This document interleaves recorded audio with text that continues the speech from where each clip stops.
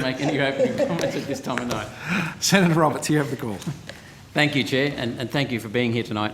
I understand the Productivity Commission does analysis of policy sometimes, impacts, so on. Good policy, in my view, would be based on, particularly in terms of climate change and energy policies, would be based upon specified, quantified impacts of carbon dioxide. In other words, for a given amount of carbon dioxide output from humans, it would have a quantified effect on climate factors such as temperature. Now, you've written reports on climate change, I believe. Have you ever identified any specified, quantified link between human carbon dioxide and any climate factor, whether it be temperature, rainfall, droughts, storms, whatever? Specific, quantified impact. So, Michael Brennan, the Chair of the Productivity Commission, I would have to check. It's a while since we've done work that went specifically to climate change or other related policies like energy policy. For the most part, the scientific basis for the work, I think, has been based on findings from organisations like the IPCC. So it hasn't been the practice of the Commission to second-guess the scientific assessment made by other entities, but possibly to make a judgment about the economic policy response and how best the economic policy response might sit with that science. But as I say, it's some time. I would have to take on notice the last bit of work we have done that was specifically on climate or a related policy and confirm that response. So you've not been able to identify specific quantified impacts between human carbon dioxide and temperature and climate factors? Well, I'm really saying that it wasn't necessary. We would not have seen that as part of our remit. Yes, okay, so I'm not finding you wrong for doing that, but you haven't seen that.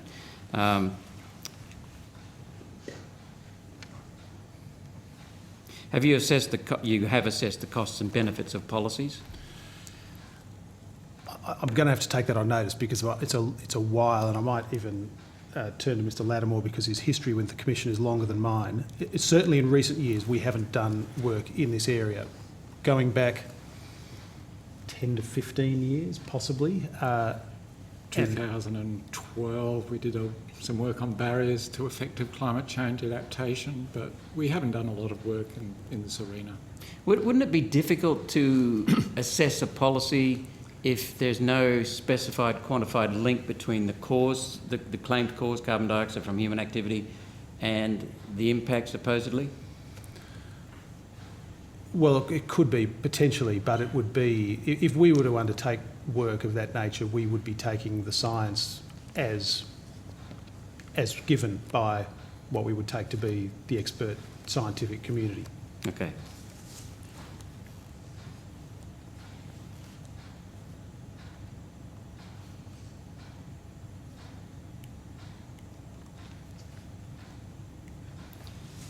We've had policies now going on at least 25 years that are impacting energy generation, agriculture, industry, transport, personal as well as business. And these have had billions of dollars of impact, throttling us back in our economy, especially relative to our competitors. Could you tell me, on notice, what advice you have given to governments, not you, but the Productivity Commission has given to governments and MPs and ministers since 1996, please? Just the type of communication, the date, the type of communication, who it was sent to and what the advice was, please? Senator, we can certainly take that on notice. It'll be predominantly in the form of written reports that we will have published. That's our primary and, for the most part, the overwhelming bulk of our communications with government is. And if you could note the specific advice in there, just a summary of that advice, please. We'll see what we can do. Yeah. Thank you very much. Thanks, Chair. That's all.